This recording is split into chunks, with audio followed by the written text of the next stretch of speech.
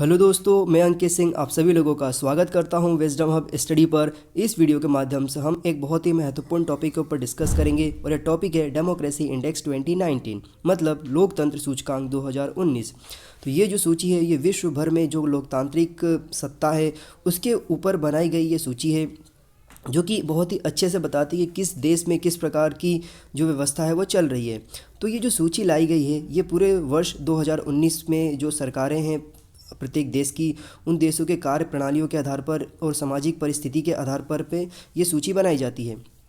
तो जो ये वर्तमान में जो सूची आई है 2020 में, जनवरी 2020 में, तो ये इस सूची में क्या हुआ है कि भारत को 10 स्थानों का नुकसान हुआ है। तो भारत को किस प्रकार से, क्या कारण है कि जिस वजह से भारत के 10 स्थान नीचे गिरने पड़े, तो ये सारी सिचुएशन को हम समझने की कोशिश करेंगे। तो आप मैप में देख रहे होंगे, इसमें एक पूरा मैप दिया हुआ है। इस मैप में दिखाया गया है कि कौन सी कंट्री कहाँ पर किस तरीके से रंग में दिखाई गई है, सिचुएशन दिखा रहा है। तो ये सिचुएशन बताता है कि वहाँ पर किस प्रकार से डेमोक्रेटिक सिचुएशन है एंड वहाँ पे किस प्रकार से लोकतांत्रिक व्यवस्था स्थापित है। तो दोस्तों, ये जो सूची लाई जाती है ये वैश्विक लोकतंत्र के सूचकांक में भारत को 10 स्थान का नुकसान हुआ, ये तो मैं बता चुका हूँ। लेकिन अब पता ये होना चाहिए कि कौन सी संस्था इस पूरे रिपोर्ट को पब्लिश करती है। तो ब्रिटिश की एक संस्था है जिसका नाम है द इकोनॉमिस्ट ग्रुप की इकोनॉमिक्स इंटेलिजेंस यूनिट, जिसे EIU कहा जाता है, ने जारी किया है। यह सूची को जारी करते हुए आ रही है। तो जो 2019 की जो सूची है उसमें भारत को 51वां नंबर मिला है, मतलब 51 नंबर भारत को प्राप्त हुआ है। तो लोकतंत्र के जो सूचकांक है उसमें वैश्विक सूचकांक में भारत को 10 स्थानों का नुकसान हुआ है। 10 स्थानों का नुकसान होना मतलब कह सकते हैं कि भारत जो 2018 की सूची थी उसमें भारत 41वें नंबर पर था, और 2018 में जो भारत की रेटिंग थी, अगर हम रेटिंग की बात करें तो पूरे रेटिंग को 10 पॉइंट्स में से दिया जाता है। तो भारत की जो रेटिंग थी वो 2018 में 7.23 था, जो घट कर के 2019 में देखेंगे आप तो 6.90 हो गया है। तो यहाँ पर आप देखेंगे तो भारत को यहाँ पर 0.33 से नुकसान हुआ है। वहीं यदि आप देखेंगे इसमें पूरे कितने देशों को शामिल किया गया था इस सूची में, तो इस सूची को बनाने में कुल मिलाकर के 165 स्वतंत्र देशों को शामिल किया गया था, और 2 ऐसे देश हैं जो कि कॉलोनियल एरा में हैं। तो इस तरीके से आप देखेंगे तो कुल मिलाकर के 167 कंट्रीज़ को यहाँ पर शामिल किया गया था इस पूरी सूची में। तो अब हमें ये समझना चाहिए कि क्या है लोकतंत्र सूचकांक, मतलब डेमोक्रेसी इंडेक्स क्या है। तो देखिए, पहली डेमोक्रेसी इंडेक्स है ना 2006 में जारी की गई थी, मतलब 2006 से लेकर के 2019 तक कंटिन्यूसली डेमोक्रेसी इंडेक्स जारी की जा रही है। और जारी करने वाली संस्था जो है आप देखेंगे यहाँ पर इकोनॉमिक्स इंटेलिजेंस यूनिट है, जो कि ब्रिटेन की संस्था है। यह बताती है कि किस प्रकार से किस देश में जो लोकतांत्रिक व्यवस्था है वो कार्य कर रही है। तो डेमोक्रेसी इंडेक्स को जारी करने के पैरामीटर्स होते हैं कुछ। तो उन पैरामीटर्स में यदि हम देखेंगे तो कुल मिलाकर के 5 पैरामीटर्स होते हैं। पहला पैरामीटर ये होता है कि चुनावी प्रक्रिया और अनेकता की स्थिति, मतलब उस देश में, जिस देश में डेमोक्रेसी लागू है, जिस देश में डेमोक्रेसी के तहत कार्य प्रणाली चल रही है, वहाँ पर चुनाव की प्रक्रिया क्या है। मतलब क्या वहाँ पर चुनाव की प्रक्रिया में किसी प्रकार की, मतलब ऐसा तो नहीं है जो मतभेद पैदा करता हो। वहाँ पे चुनावी प्रक्रिया में कितनी ट्रांसपेरेंसी है, ये सारी बातों को देखती है। फिर सरकार की कार्यप्रणाली देखा जाता है। यहाँ पर ये भी देखा जाता है कि सरकार की जो कार्यप्रणाली है उस कार्यप्रणाली में कोई भ्रष्टाचार तो नहीं है जो कि वहाँ पे जनता को परेशान कर रहा है। फिर इसके बाद राजनीतिक भागीदारी देखी जाती है, या ऐसा तो नहीं है कि किसी देश में एक ऐसी राजनीतिक पार्टी है जो कि सत्ता में रहने के लिए कुछ भी करने को तैयार है। तो ये सारी चीज़ें इसमें देखी जाती है। एंड जो 4th पॉइंट है यहाँ पे राजनीतिक संस्कृति की बात की जाती है। मतलब बहुत सारी चीज़ें होती है, जैसे कि राजनीतिक भागीदारी होगी तो राजनीतिक संस्कृति की बात की जाती है कि उस देश में जो उसकी जो हेरिटेज है, मतलब जो उसका एथिकल वैल्यूज़ है, क्या उसके साथ किसी प्रकार का कोई समझौता तो नहीं किया जा रहा है। ये सारी चीज़ें देखी जाती है। और 5 में आता है सामाजिक स्वतंत्रता, मतलब वहाँ पे रहने वाले लोगों को कितना सोशल फ्रीडम दिया गया है, मतलब उनको अपनी बातों को व्यक्त करने के लिए, अपने बातों को पहुँचाने के लिए कितनी स्वतंत्रता दी गई है, जिसे हम कह सकते हैं फ्रीडम, राइट टू फ्रीडम। तो ये सारी चीज़ों को यहाँ पर देखा जाता है। इन 5 बिंदुओं के आधार पर आप देखेंगे तो समझ में आएगा कि ये जो डेमोक्रेसी इंडेक्स है वो बनाई जाती है। तो द इकोनॉमिस्ट ने जब 2006 में डेमोक्रेसी इंडेक्स जारी करना शुरू किया था, तब से लेकर के अब तक 2019 तक कुल मिलाकर के 13 बार डेमोक्रेसी इंडेक्स जारी किया जा चुका है। तो जब से 2013 से मतलब 2006 से लेकर के 2019 तक जब डेमोक्रेसी इंडेक्स लागू जारी किया गया, तब से 2019 में जब ये डेमोक्रेसी इंडेक्स आई है तो भारत की स्थिति 2009 में 19 में सबसे ख़राब रही है। मतलब भारत का जो परफॉर्मेंस है वो 2019 में सबसे ख़राब रहा है। 2014 में अब देखेंगे तो 2014 में भारत का जो इंडेक्स था, जब एनडीए गवर्नमेंट फर्स्ट आई थी, तब 7.92 था, मतलब 7.92 रेटिंग था आउट ऑफ 10 में से। और इसके बाद 2014 से लेकर के जब आप देखेंगे 2019 में, तो भारत की जो रेटिंग है वो 6.9 हो गई है।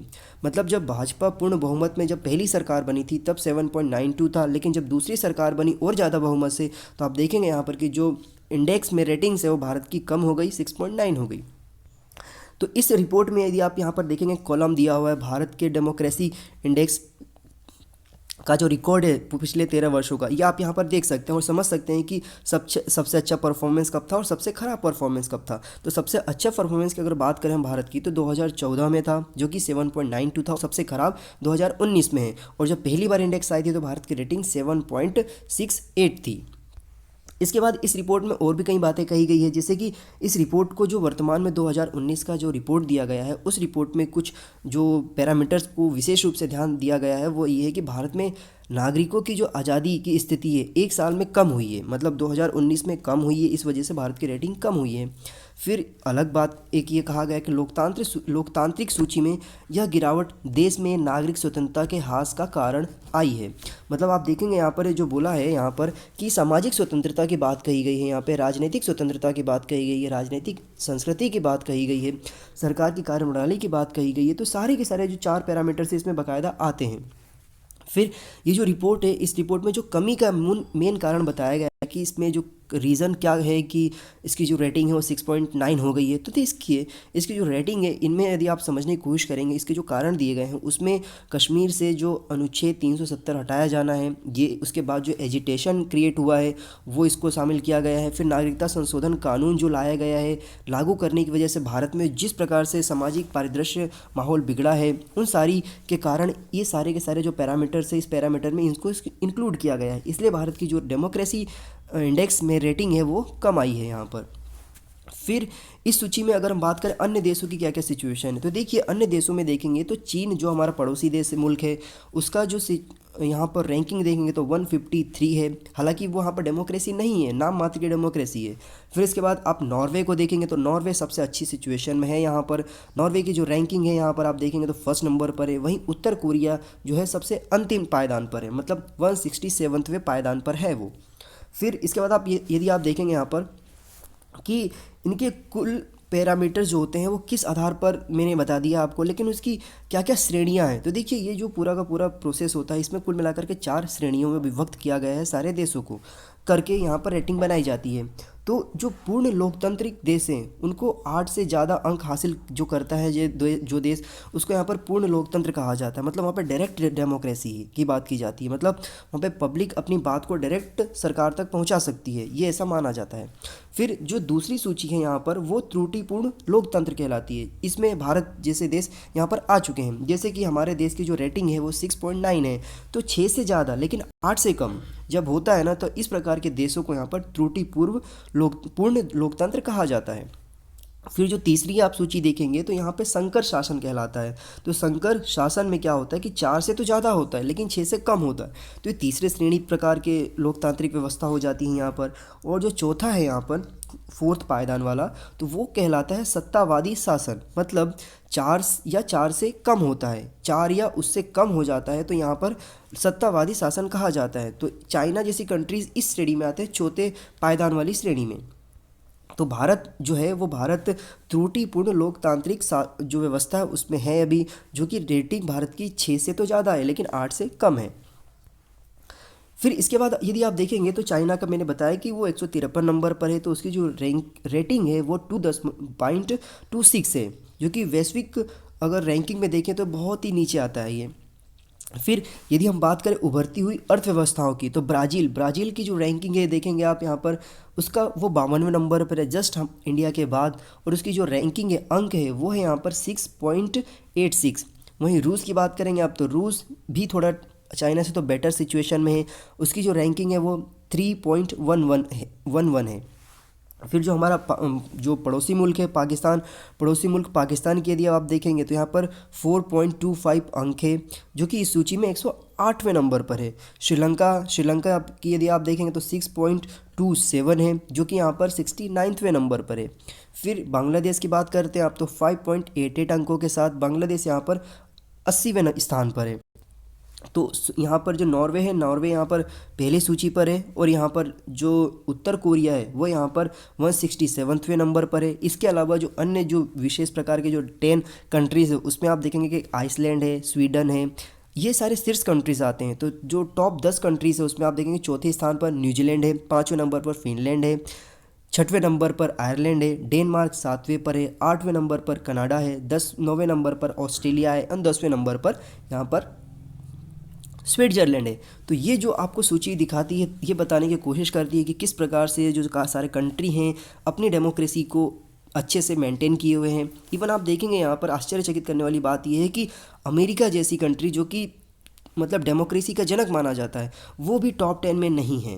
तो आप ये समझ सकते हैं कि किस प्रकार से ये सिचुएशन, ये जो अभी वर्तमान में हम राष्ट्रवाद की बातें देखते हैं तो ये किस प्रकार से जो राष्ट्रवाद की बातें करने वाले जो कंट्रीज़ है उनको अपनी डेमोक्रेसी में कितना नुकसान हो रहा है। तो ये आपको स्पष्ट रूप से समझ में आना चाहिए और देखना चाहिए कि ये जो सिचुएशन क्रिएट हुई है क्यों हुई है, ये हमें सोचना चाहिए और सोच करके इसका जो सॉल्यूशन है वो ऑब्वियसली जनता को ही निकालना चाहिए। तो आई थिंक मुझे उम्मीद है कि ये सारी जो डिस्कशन के लिए टॉपिक था मैंने इसको अच्छे से समझाने की कोशिश किया है।